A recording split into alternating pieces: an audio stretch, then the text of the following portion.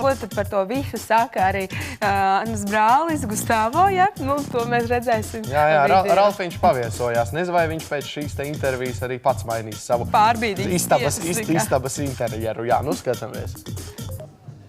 Jau, sem skatītāji un līdzīgi domājošie. Es atrodos Spica Home 2. stāvā, kur tūlīt pat atklās interjera dizaineris Annas Buteles zīmola Anvil LV izstādi. Izstādē prezentēs jaunu un inovatīvu veidu telpām – portatīvās sienas.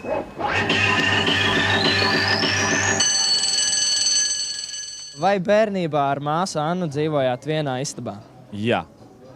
Vai jums nešķiet, ka māsa Anna izstādi portatīvo sienu ieviesus Latvijā tādēļ, ka bērnībā bija grūti sadzīvot ar jums vienā telpā? Ar mani man šķiet pat nebija īsti grūti sadzīvot. Cik es atceros, varbūt Anna atcerās savādāk.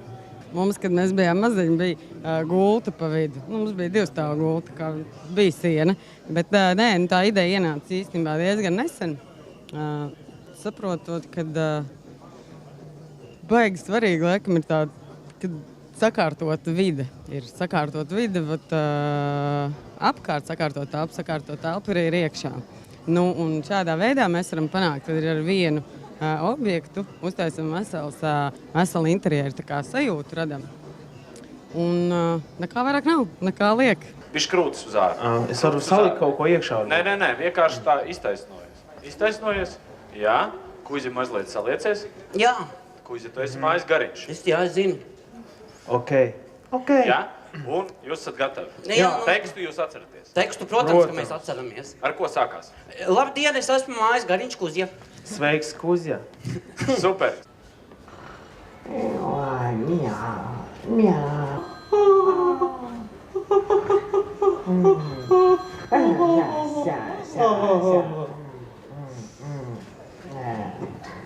Sveika, mazā, tā Kuzja.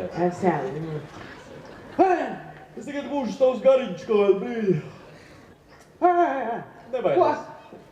Ja tev būtu iespēja savējo portatīvo sienu radīt, kāda tā būtu? Kas pie tās karātos, ja to varētu ņemt, protams, līdz pasākumiem? Es domāju, ka tur būtu iestrādātas tumbas. Ļoti ticam. Tad tur būtu pāris grāmatu plaukti. Varētu būt, ka tur arī spogulis. Respektīvi, es esmu redzējis tās sienas. Tur ir tā kā viesistabas, ir koridori, priekštelpas un ir guļamistabas siena. Tad mana siena būtu laikam savienojums starp koridoru un viesistabas. Ar tumbām iestrādātām.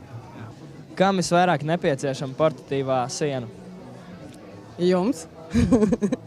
Nē, nu kā, man liekas, viņas, tas ir tikai tāds princips, kā viņas var veidot. Nu, es tā kā parādu, viņām ir, principā, miljonus apdaras varianti, un viņas var pielāgot daudziem. Nu, ir ērti arī ļoti viņas lietot, piemēram, īrētos dzīvokļos.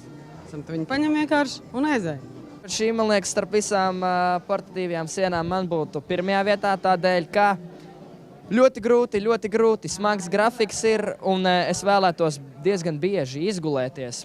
Pieņemsim, ir kāds koncerts naktī, ir mēģinājums stipri pirms, un koncerts ir stipri pēc mēģinājuma, tad tādā starpā vajadzētu pagulēt. Vai arī pēc sēmā kādu dienu pagulēt, nosnausties. Tas ir klasiskais spoguļu ar rozā briļu tips.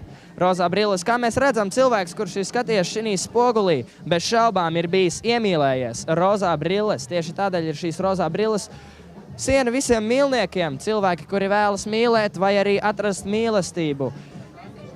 Šai sienai ir klasisks diezgan nosaukums siena grāmatu tārps.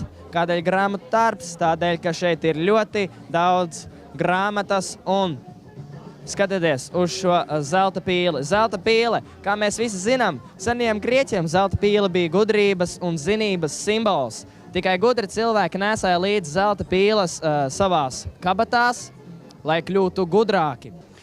Es novēlētu, lai katrs latvietis sāk ar vienu portatīvo sienu un vēlams nonākt līdz 4. Vismaz, lai valdošie veidi tik ļoti neietekmē.